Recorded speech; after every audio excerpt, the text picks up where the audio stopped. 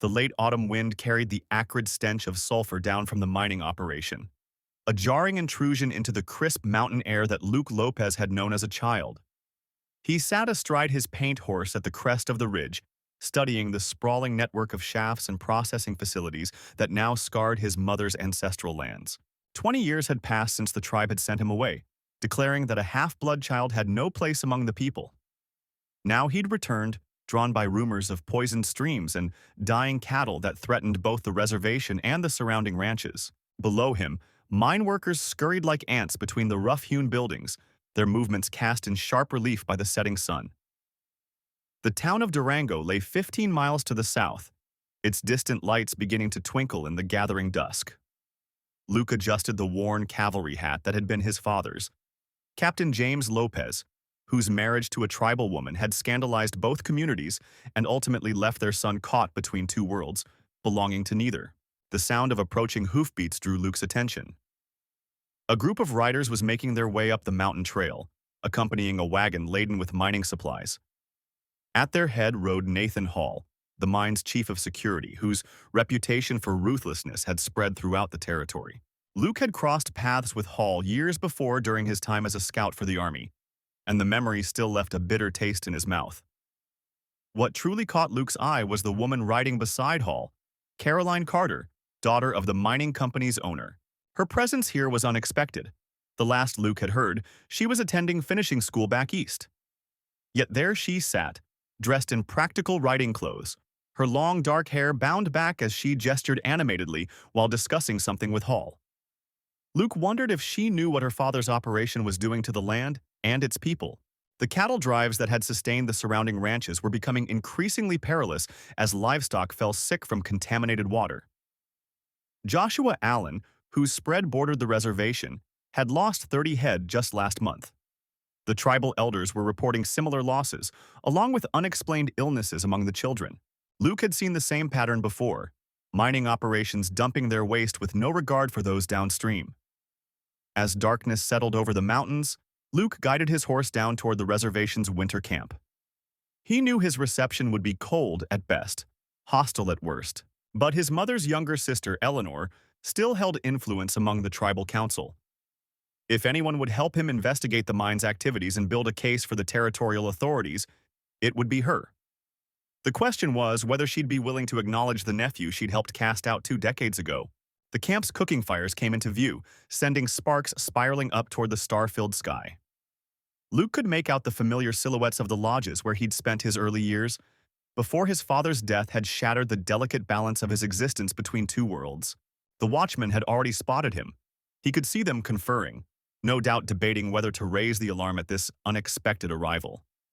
A figure emerged from the largest lodge. Eleanor, her silver-streaked hair gleaming in the firelight. She stood watching his approach, her face unreadable in the growing darkness. Behind her, Luke could see others gathering, including Isaac Nelson, who had been his closest childhood friend before the exile. The weight of their collective gaze pressed against him like a physical force as he dismounted and stood facing his past. The silence stretched taut as a bowstring until Eleanor finally spoke. The prodigal returns. Her voice carried neither welcome nor rejection, merely acknowledgement of an undeniable fact. We have heard stories of you, Luke Lopez, tales of a man who rides the Shadowlands between two peoples, serving neither and both. She paused, studying him. Why have you chosen this moment to return to those who cast you out? Luke met her gaze steadily. I come because the earth cries out for justice, and the waters run bitter with poison. I come because children sicken and cattle die, while those responsible count their profits in distant cities. I come because this land holds my mother's bones, and I cannot turn away from her people's suffering, even if they turned away from her son. The words hung in the chill night air, a challenge and a plea wrapped in one. Eleanor's weathered features remained impassive, but something flickered in her dark eyes, perhaps recognition of the truth in Luke's words, or memory of the young woman who had once defied tribal tradition to love a white trader. Around the council fire, the elders shifted uneasily, their shadows dancing against the cliff face that had sheltered their people for generations. The mine's crushing machinery echoed through the canyon like distant thunder, a constant reminder of the intrusion that threatened their way of life. Show us, she commanded finally, rising from her seat. "Take us to where the poison enters our waters." The other elders murmured among themselves, but none contradicted her. Luke noticed how their faces had aged since his departure, lines carved deeper by worry and grief. The mining operation near Durango had taken its toll, not just on the land, but on the spirit of the people. As they walked along the creek bed in the growing darkness, Luke explained what he'd learned in Pueblo about the mining company's illegal practices. Mercury and arsenic from their processing operations seeped into the groundwater, contaminating the streams that fed the reservation's lands. The company's owner, Nathan Walsh, had bribed officials to look the other way, while his operation slowly killed the land and its people. The moonlight caught the oily sheen on the water's surface as they approached the confluence where the mine's runoff joined the creek. Dead fish dotted the banks, their scales dulled by the poisoned water. Eleanor knelt and touched the earth, drawing back her fingers as if burned. "Our hunters find fewer deer each season," she said quietly. "The plants grow twisted, if they grow at all. Even the strongest fall ill." Luke's hand instinctively moved to the worn pistol at his hip, a gesture that didn't go unnoticed by the tribal elders. "Walsh's men patrol the borders of his property," he explained. "They're not local boys looking for work. These are hardened mercenaries from places like Wichita and Tucson, hired for their willingness to use violence. They've already killed 2 tribal members who strayed too close to the operation." A young warrior named Joshua stepped forward, his face tight with anger. "Then we should gather our warriors and drive them out. We have suffered enough at the hands of those who see only profit in our sacred lands." Several others nodded in agreement, but Eleanor raised her hand for silence. "And bring the army down upon us?" she asked sharply. "They wait for any excuse to remove us from these lands entirely. No, we must find another way." She turned to Luke, her gaze penetrating. "You walk in both worlds, son of 2 peoples. What path do you see through this darkness?" Luke pulled a folded document from his coat, evidence he'd gathered of Walsh's illegal operations and political bribes. "There's a federal marshal in Durango who can't be bought. She's been building a case against Walsh, but needs proof of the contamination and witnesses willing to testify. With the tribe's help, we can shut down the mine legally." Eleanor considered this, then spoke to one of the younger women. "Fetch Caroline. She has been documenting our people's illnesses and the changes in the land." To Luke, she added, "But Walsh's men will not simply stand aside while we gather evidence. They will fight to protect their master's interests." "I know," Luke replied grimly. "That's why I came back. The tribe needs someone who can match their violence if necessary. Someone they can't easily dismiss as just another Indian troublemaker." He left unspoken the other reason, that despite years of wandering, the pull of his mother's people in this land had never left him. As the group made their way back to the council fire, Luke noticed movement in the shadows of the canyon walls. Walsh's men were already watching.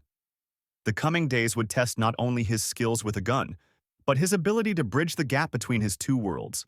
The poison in the water was just the visible sign of a deeper corruption, one that would require both wisdom and strength to defeat.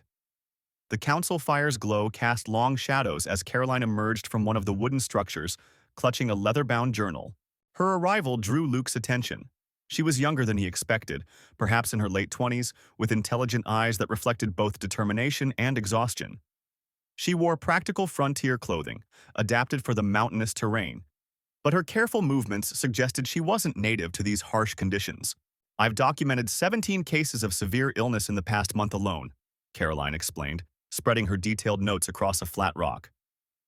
The symptoms started appearing shortly after Walsh's operation began using new chemicals to separate the ore. The creek that runs past the mine feeds directly into the reservation's water supply. Her finger traced the path along a crude map she'd drawn, showing how the contamination spread through the network of streams. Luke studied the careful documentation, impressed by its thoroughness. He recognized the scientific approach would be crucial in building a case against Walsh, but he also knew such evidence alone wouldn't be enough to stop determined men with guns and money. The wind carried the acrid smell of the mine's processing works, even here, miles downstream. "There's more?" Eleanor interjected, her weathered face tight with concern. "The cattle have been affected too.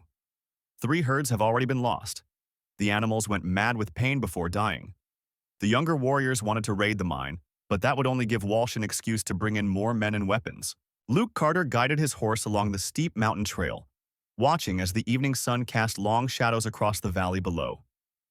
The scattered dots of cattle moved slowly through the narrow pass, their steady progress a stark contrast to the tension building in his chest. After 15 years away from these lands, the familiar peaks of the Sangre de Cristo Mountains both welcomed and warned him. The mine's toxic runoff was killing not just the land, but the very heart of his mother's people. The cattle drive had been his way back in, a legitimate reason to return to the reservation without raising immediate suspicion. Working with Nathan Hall, a sympathetic rancher from Durango who'd been losing stock to the poisoned streams, Luke had convinced the mining company to let him move the herd through their territory. But the real purpose lay deeper than simply protecting the remaining healthy grazing lands. Through the gathering dusk, Luke could make out the telltale scars of mining operations cutting into the mountainside like festering wounds. The Thundercloud Mining Company had been clever, establishing their operation just outside reservation boundaries but letting their waste seep onto tribal lands. Joshua Lopez, their head of security, had already made it clear that questions about environmental impact would not be welcomed. The camp Luke had chosen overlooked both the mining operation and the reservation lands beyond. As he tended to the cattle, his trained eye noted the patrol patterns of Lopez's mercenaries, former cavalrymen turned hired guns.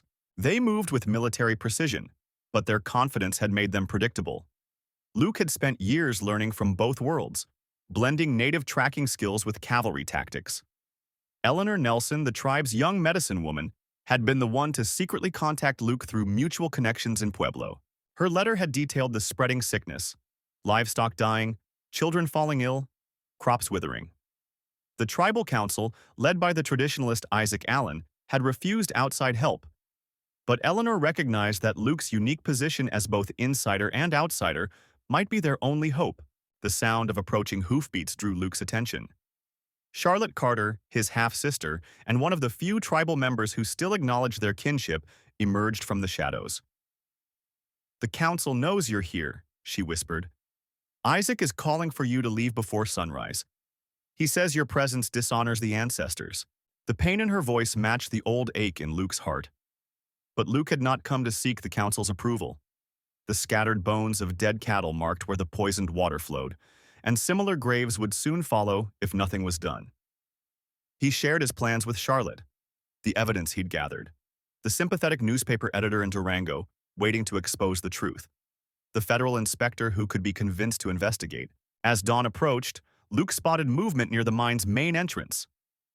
Josephine Hall, Nathan's daughter and a skilled photographer, was secretly documenting the operation's illegal practices. Her presence was both welcome and worrying. They needed her evidence, but discovery would bring swift and violent repercussions from Lopez's men. The morning brought another unwelcome visitor. Caleb Nelson, Eleanor's brother and a tribal police officer, rode into Luke's camp with obvious hostility. "You're not welcome here, half-breed," he spat. "The council has spoken." But Luke saw the conflict in Caleb's eyes. He too had seen the deaths, counted the costs of the council's pride and inaction. Rose Lopez, Joshua's wife and the mine owner's daughter, watched from her cabin window as Luke's cattle drive continued its slow progress through the pass. She had her own reasons for watching this strange, half-native cowboy, secrets about the mine's true operations that could destroy not just her husband's position but her father's entire empire. The coming days would test not just Luke's skills, but the loyalties of everyone involved in this deadly game of survival and justice.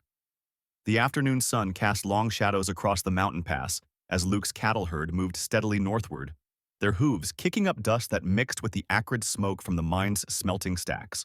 He'd positioned the drive deliberately close to the mining operation, knowing it would make Joshua Lopez nervous. The strategy was working. More armed men appeared daily along the ridgelines, their rifles glinting in the sunlight. Eleanor worked discreetly among the cattle, her expertise with the animals providing perfect cover for her real purpose, documenting the mine's illegal disposal practices in the hidden valleys. She'd shown Luke photographs of dead wildlife and contaminated streams, evidence that would damn Lopez if they could get it to the right authorities. But each day brought them closer to discovery, and Luke could sense the tension building among his crew. Caleb's warning visit had shaken more than just Luke. The tribal council's stance complicated everything, especially for those members of the tribe who secretly supported Luke's mission. Nathan, an elder who had once been close to Luke's mother, made furtive nighttime visits to their camp, bringing news of growing unrest among the younger tribal members who wanted to take action against the mine. Rose Lopez's interest in their operation hadn't gone unnoticed. Joshua's men reported her daily observations to him, fueling his paranoia. Luke had heard rumors of friction between Joshua and his wife, whispers that she opposed her father's ruthless business methods. If true, she could be a valuable ally, or a dangerous complication. The delicate balance of power shifted with each passing day. In the cramped back room of a trading post in Pueblo, Luke met with Isaac, a former mining engineer who'd quit Lopez's operation months ago. The man's hands shook as he spread out technical drawings of the mine's drainage system. "They're dumping straight into the aquifer," he whispered, tracing the illegal channels with a trembling finger. "Your people's wells will be poisoned for generations." The cattle drive provided crucial mobility, allowing Luke to move his growing network of allies under the guise of legitimate business. Caroline, a young tribal woman working as a cook in the mine's mess hall, passed information through Eleanor about shipments of suspicious chemicals arriving under cover of darkness. Each piece of evidence strengthened their case, but also increased the risk. Joshua Lopez was no fool.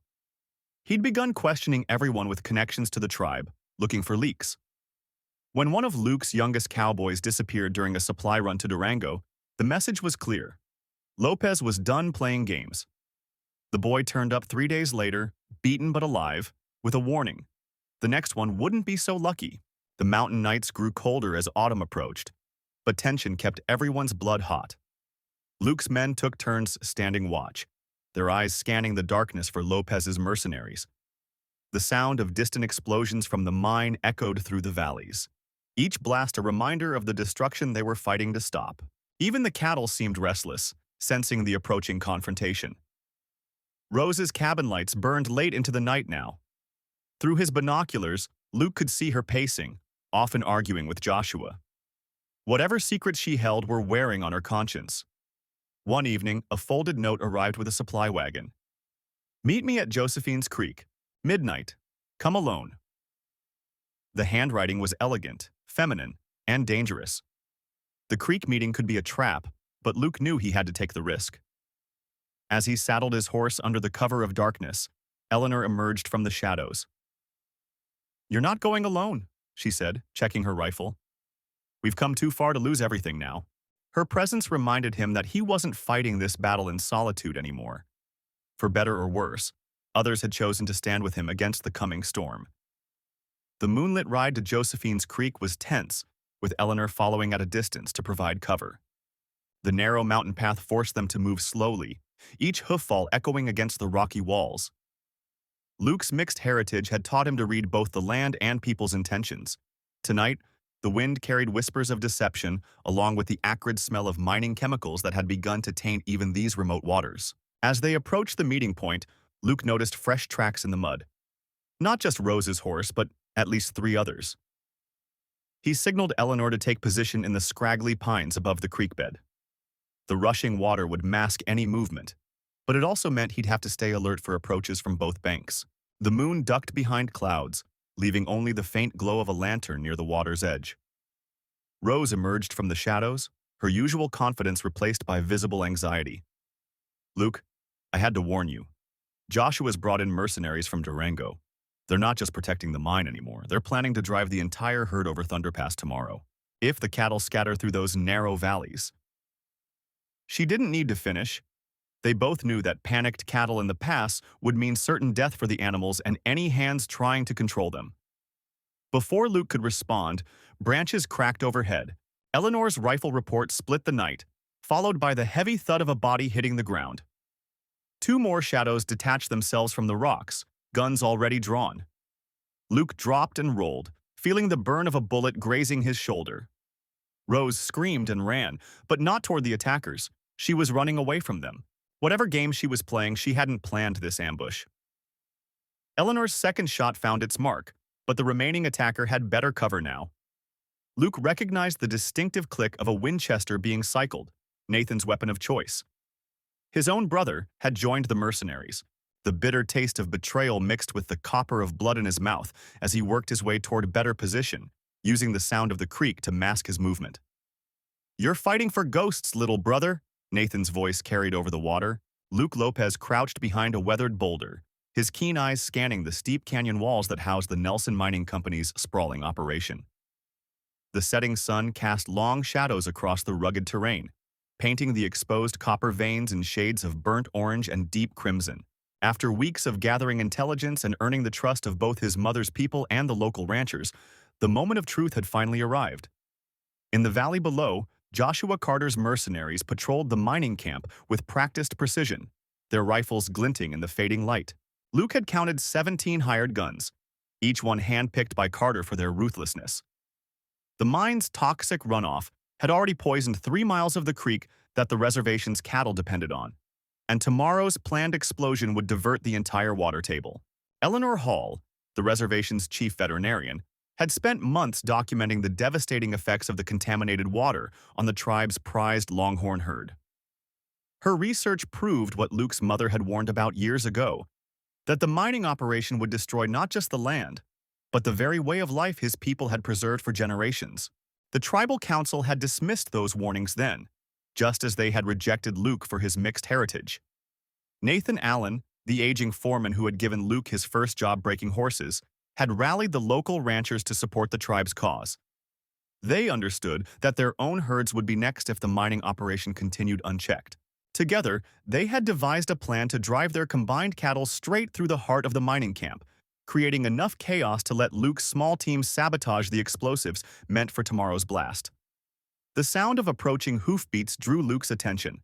Caroline Lopez, his half-sister, who had only recently learned of his existence, guided her paint horse carefully up the rocky slope. Behind her rode Isaac Carter, Joshua's younger brother, who had turned against the family business after witnessing the devastation firsthand. The unlikely allies had become Luke's most trusted companions in the weeks since his return. "The herd is ready," Caroline whispered, dismounting silently. "Nathan has them gathered in Shadow Canyon, over 300 head, primed and restless." Her dark eyes, so like their mother's, held a mix of determination and concern. "But Luke, there's something else. Charlotte Nelson herself is down there, meeting with Joshua Carter.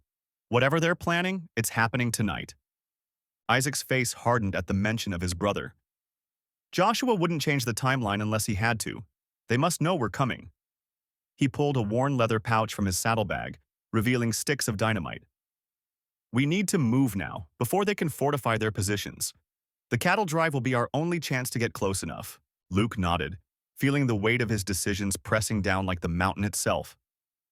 Success meant saving the reservation's future and finally earning his place among his mother's people. Failure meant the destruction of everything and everyone he had come to care for. He checked his revolver one last time, the silver inlay catching the last rays of sunlight. The plan hinged on perfect timing. Nathan's cowboys would drive the massive herd down the narrow canyon just as the moon cleared the ridge.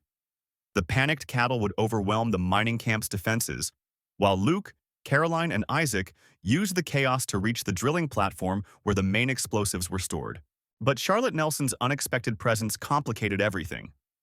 Rose Carter, the youngest of the Carter siblings, and the mining company's explosives expert, had warned them about the sophisticated detonation system her family had installed. One wrong move would trigger a chain reaction, bringing half the mountain down. Only she knew how to safely disarm it, but her loyalty remained uncertain. Luke had seen the conflict in her eyes when they'd met secretly 3 days ago. The moon began its ascent, casting silver light across the rugged landscape. In the distance, the first bellows of the cattle echoed off the canyon walls. Luke exchanged silent nods with his companions. Years of living between two worlds had taught him that sometimes the only path forward was through the heart of the storm. Together, they mounted their horses and began the treacherous descent toward their destiny. Thunder rumbled overhead as storm clouds gathered, nature itself seeming to hold its breath.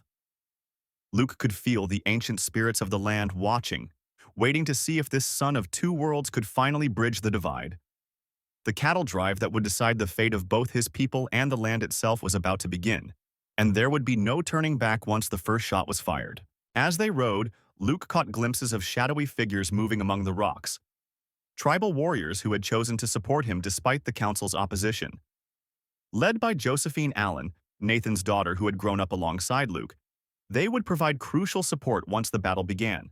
Their presence reminded him that he wasn't just fighting for the land, but for the chance to heal old wounds and forge new bonds. The first drops of rain began to fall as Nathan's signal fire flickered to life on the distant ridge. Luke drew his revolver, its familiar weight grounding him in the moment. The time for doubt had passed. In the valley below, Joshua Carter's voice rang out, ordering his men to their positions. The night would end in either triumph or tragedy, and Luke Lopez was ready to meet his fate head-on. Thunder cracked overhead as Luke crouched behind a boulder, watching Carter's men take defensive positions around the mine entrance. The rain was falling harder now, turning the mountain paths treacherous and washing loose shale down the slopes. Through the curtain of water, he could make out the silhouettes of the cattle being driven toward the mine's toxic runoff pools, their final gambit to force Carter's hand. Nathan's warriors moved like shadows through the darkness, their presence marked only by occasional glints of moonlight on wet rifle barrels. Luke caught Josephine's eye across the ravine, her determined nod confirming that her group was in position. The plan was dangerous, using the cattle drive to block Carter's ore shipments while simultaneously exposing how the mine's chemical seepage was poisoning the livestock. If they failed, both the tribe and the ranchers would lose everything. The first shots came from Carter's men, the muzzle flashes bright against the stormy sky. Luke returned fire, forcing them to duck behind their barricades as Nathan's warriors began their advance. The cattle, spooked by the gunfire, began to stampede, exactly as planned. The massive herd thundered toward the mine's storage yards, breaking through the hastily erected fences. "You're going to destroy everything." Carter's voice carried over the chaos as he emerged from the mine office, rifle raised. "This land is worth nothing without progress." Luke stepped out from his cover, facing his old enemy across the muddy yard. Behind Carter, he could see Eleanor, the mine owner's wife, watching from the window with tears streaming down her face. She knew what her husband's greed had cost them all. The confrontation that had been brewing for months reached its breaking point as Carter squeezed off a shot that grazed Luke's shoulder. Through the pain, Luke remembered his father's words about walking in two worlds. It wasn't about choosing sides, but finding balance. His return fire struck Carter's rifle, sending it spinning into the mud. The mine owner's remaining men, seeing their leader disarmed, began to lower their weapons. Josephine appeared at Luke's side, her presence steady and grounding as always. "The water samples," she said, holding up the evidence they'd gathered. "The territorial marshal is riding from Durango with the federal agents. Carter's operation is finished." The rain continued to fall, washing away years of dust and bitterness. In the distance, the cattle settled into the valley, their dark forms a living barrier between the mine and the tribal lands. But victory came with a price. Isaac, one of Nathan's youngest warriors, lay motionless near the mine entrance, having sacrificed himself to protect the elders who had once shunned him. Luke knelt beside his fallen brother, remembering their shared childhood on the reservation and the dreams they'd had of bridging the gap between their peoples. The tribe's medicine woman, Rose, began a soft prayer of passage as the first rays of dawn broke through the clouds. Carter's surrender marked more than just the end of the mine. It represented a new beginning. The tribal council, led by Nathan, would work with sympathetic ranchers to restore the poisoned land. Luke watched as Charlotte, the local schoolteacher who had helped expose Carter's illegal operations, began documenting the scene for territorial authorities. Her quiet strength had been instrumental in uniting the community against the corruption. As the storm cleared, Luke stood with Josephine on the ridge overlooking the valley. The cattle below were being rounded up by a mix of tribal warriors and local cowboys, working together as if they'd done so all their lives. The old boundaries were fading, washed away like the toxic runoff that had threatened their future. Luke felt the weight of his dual heritage not as a burden now, but as a bridge between worlds. The sound of hoofbeats announced the arrival of the marshal's party from Durango, their badges glinting in the morning sun. Carter and his men would face justice, but the real work was just beginning. The land would need time to heal, and so would the people who called it home.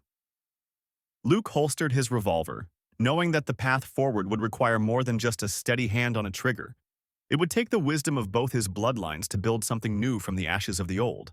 The sun hung low over the rocky peaks as Luke Lopez crouched behind a massive boulder, his weathered hands gripping his Winchester rifle.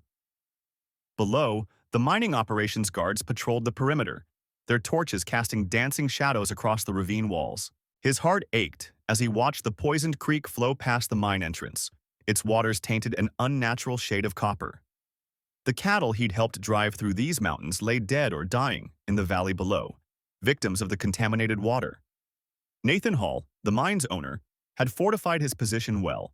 Luke counted at least 20 mercenaries, all heavily armed and operating with military precision. Among them was Joshua Carter, a former cavalry officer whose reputation for brutality was well earned. The same man who'd led the raid on Luke's mother's village 15 years ago, though he didn't know Luke had witnessed it all from the cover of the forest. Inside the mine's office, Eleanor Allen pored over ledgers by lamplight, her fingers tracing columns of numbers that documented the operation's true cost. As the mine's accountant, she discovered the extent of the contamination and secretly reached out to Luke through his contacts in Durango. Her conscience wouldn't let her remain silent, even though it meant betraying her employer. The sound of hoofbeats drew Luke's attention to the trail below. Caleb Nelson, the tribal elder who'd once cast him out for being half-white, approached the mine's gates with several warriors. Luke's stomach tightened at the sight of his former people, their faces painted for war. They'd refused his warning about the poisoned water weeks ago, but now their own cattle were dying too. Joshua Carter met the tribal delegation with false courtesy, his hand resting casually on his holstered revolver. "Your people were warned to stay away from these mountains, Elder Nelson. This is Hall Mining Company property now." The words carried clearly in the evening air, dripping with barely concealed contempt. Luke's finger tightened on his rifle's trigger, but he held his position. Eleanor slipped from the office during the confrontation, a satchel of documents clutched to her chest.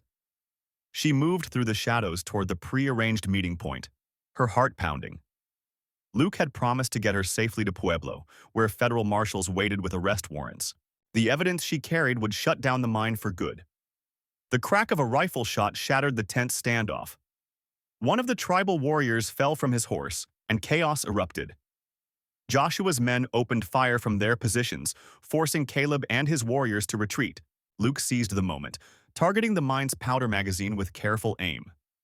His first shot sparked off the metal door, but the second found its mark. The explosion rocked the mountainside, sending guards scrambling for cover. Through the confusion, Luke spotted Eleanor running toward him, pursued by two mercenaries. He dropped them both with quick shots, then grabbed her hand and pulled her behind the boulder. "The documents?" he asked breathlessly. She patted the satchel, nodding. Caleb's warriors had regrouped and were now charging the mine's defenses, their war cries echoing off the canyon walls. Luke recognized his chance to escape with Eleanor and the evidence, but something made him hesitate. Below, Joshua Carter was organizing his men for a counterattack that would massacre the tribal warriors. "Go," Luke told Eleanor, pressing the reins of his waiting horse into her hands. "Ride hard for Pueblo. Don't stop for anything." She started to protest, but he silenced her with a fierce kiss. "I have to finish this." Their eyes met in understanding before she mounted and galloped away into the gathering dusk. Luke worked his way down the ridge, using the chaos of the battle as cover. He could see Joshua directing his men to flank the tribal warriors, who were now pinned down behind a low stone wall. Caleb Nelson was among them, bleeding from a wound to his shoulder but still fighting. The sight of his former guardian stirred something deep in Luke's chest. The next few minutes passed in a blur of gunfire and smoke. Luke moved like a shadow through the mine complex, systematically eliminating Joshua's men.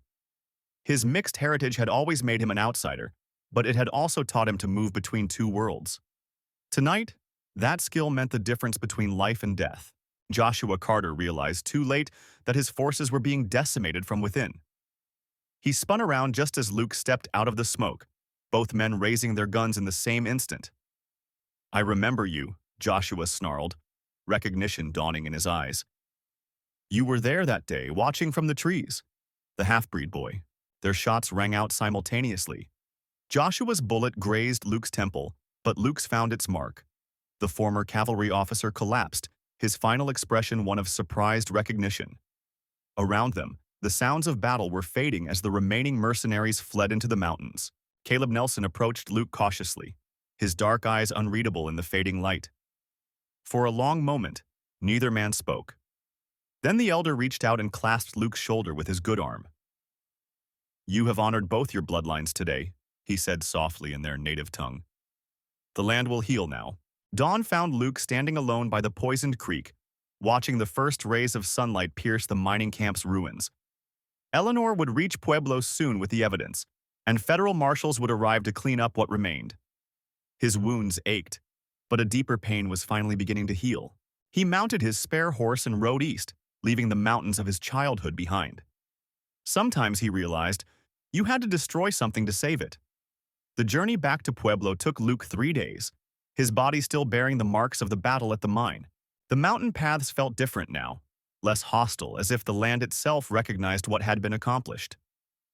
He thought of Caleb's words about honoring both bloodlines and found himself studying his reflection in streams and still pools, seeing for the first time how both heritages had shaped not just his face, but his spirit. Eleanor had kept her word. As Luke rode into Pueblo, he saw federal marshals loading prisoners into wagons, mercenaries who'd been caught fleeing the mountains. The mining company's offices were sealed with official notices, and knots of townspeople gathered to whisper about the scandal. News traveled fast in mining country, especially when it involved blood and gold.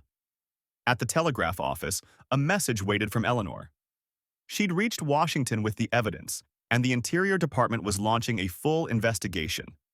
More importantly, she'd secured a temporary injunction protecting the tribal lands from any further mining attempts. Luke smiled, remembering her fierce determination that first day in the saloon when she'd shown him the water samples and death records. In the following weeks, Luke stayed in Pueblo, helping the marshals track down the remaining mercenaries who'd scattered into the wilderness. Each capture brought him closer to understanding the complex web that had entangled both his peoples. Some of the men they brought in were just hired guns, but others were connected to powerful mining interests in Durango and beyond. One crisp morning, a rider brought news that changed everything. The tribe had sent word through Caleb. They were requesting Luke's presence at the next council meeting. Not as an outsider or a half-blood, but as a full member of the tribe. The letter, written in Caleb's careful hand, spoke of bridges being rebuilt and old wounds healing like the poisoned streams that now ran clear again. Before leaving Pueblo, Luke visited the grave of Nathan, the mercenary leader whose final recognition had haunted him. He placed a single eagle feather on the fresh earth, a warrior's acknowledgement of a worthy opponent, a gesture bridging two worlds. The old cavalry officer had been a mirror of what Luke might have become had he chosen differently, had he denied either half of his heritage. The return to the reservation was different from his first arrival. Children ran alongside his horse, no longer afraid of the stranger. Women nodded in greeting, their eyes warm with acceptance. Even Joshua, who had once spat at his feet, raised a hand in welcome. The land itself seemed to embrace him, the mountain winds carrying the scent of sage and pine like a welcome home. At the council meeting, Luke sat between Caleb and the other elders, his presence both natural and earned. They spoke of the future, of new ways to protect the land while still providing for the tribe. Luke's experience in both worlds proved invaluable as they planned. When he spoke, he used both English and their native tongue, each language carrying its own wisdom, its own truth. Eleanor arrived as winter approached, bringing news of the federal investigation's success. The mining company's directors faced charges, and reparations would be paid to the tribe. She found Luke teaching young tribal members to read English documents, while they taught him traditional stories he'd missed in his years away. Something had shifted in him. The restlessness that had driven him for so long had settled into purpose. Together, they walked the healing lands, watching deer return to streams that no longer carried poison. Eleanor spoke of her plans to establish legal protections for other tribal lands, while Luke shared ancient stories of the mountains that had been passed down to him by the elders. Their conversations wove together law and legend, progress and tradition, much like Luke himself embodied these seeming contradictions. As the first snow dusted the peaks, Luke realized he'd found what he'd spent his life searching for. Not just acceptance, but understanding. The tribe had learned that strength could come from difference, just as he had learned that identity wasn't about choosing one world over another. In the end, it was about building bridges between worlds, about finding the wisdom to see that the circle could expand without breaking. The mining camp's ruins slowly disappeared under snow and new growth, nature reclaiming what had been torn open. Like the land, the wounds of the past were healing, transformed by time and truth into something new. Luke had become living proof that one could honor multiple traditions, that the future might be found in the space between old ways and new, in the courage to stand in both worlds and find them equally sacred.